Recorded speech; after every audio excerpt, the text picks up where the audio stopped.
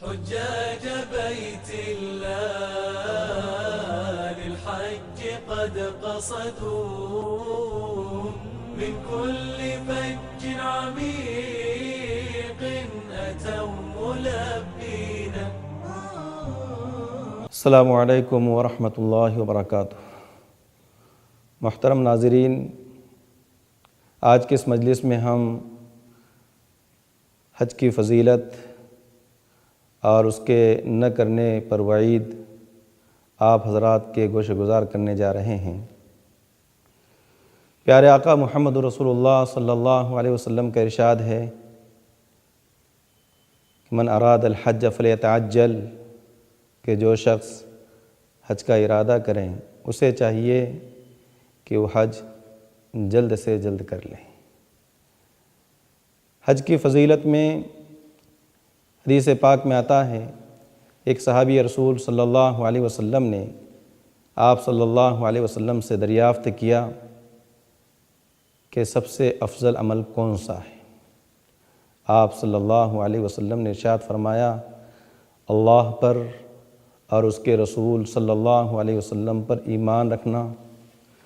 Number 2، اللہ کے راہ میں اس کے دین کو بلند کرنے کے لیے کوششیں کرنا۔ اور ان صحابی نے پھر پوچھا کہ اس کے بعد سب سے افضل عمل کون سا ہے؟ تو آپ صلی اللہ علیہ وسلم نے فرمایا، حج مبرور، حج مبرور۔ اب سوال یہ پیدا ہوتا ہے کہ حج مبرور کیا ہے؟ ہم عام طور سے جب کسی حاجی سے ملتے ہیں، ملاقات کرتے ہیں، تو دعا میں بھی یہ کلمہ ہم استعمال کرتے ہیں، رزقکم اللہ حجا مبرورا، کہ اللہ پاک آپ کو حج مبرور نصیب فرمائیں۔ اور خود حاجی بھی مطاف میں طواف کرتے وقت یہ دعا کرتا ہے، اللہم انا نسألک علما نافعا ورزقا واسعا وشفاء من کل داء وحجا مبرورا وسعیا مشکورا وذنبا مغفورا۔ تو حج مبرور ہے کیا؟ حضرات علماء یہ فرماتے ہیں کہ حج مبرور اس حج کو کہا جاتا ہے جس حج میں کوئی معصیت نہ ہو، کوئی گناہ نہ ہو، کوئی فسق کا کام نہ ہو، وہ حج مبرور ہے۔ حسن بصری رحمۃ اللہ علیہ فرماتے ہیں کہ حج مبرور اس حج کو کہا جاتا ہے کہ اس حج کے بعد انسان کی زندگی گناہوں سے پاک ہو۔ تو حج مبرور کا مطلب ہوتا ہے ایسا حج جس حج کے اندر کوئی معصیت نہ کی گئی ہو، جس حج کے اندر کوئی گناہ نہ کیا گیا ہو، اور جس حج کے بعد انسانی زندگی کے اندر انقلاب آئے، وہ دنیا سے بے رغبت ہو اور آخرت کو ہمیشہ ترجیح دے، ایسے حج کو حج مبرور کہا جاتا ہے۔ حج کے کرنے پر تو یہ فضیلت ہے۔ پیارے آقا محمد رسول اللہ صلی اللہ علیہ وسلم فرماتے ہیں کہ جس شخص نے حج کیا اور اس حج کے اندر کوئی گناہ کا ارتکاب نہیں کیا، تو وہ اس حج کے بعد ایسے لوٹتا ہے جیسا کہ آج ہی اس کی اماں نے، اس کی والدہ نے اس کو جنم دیا۔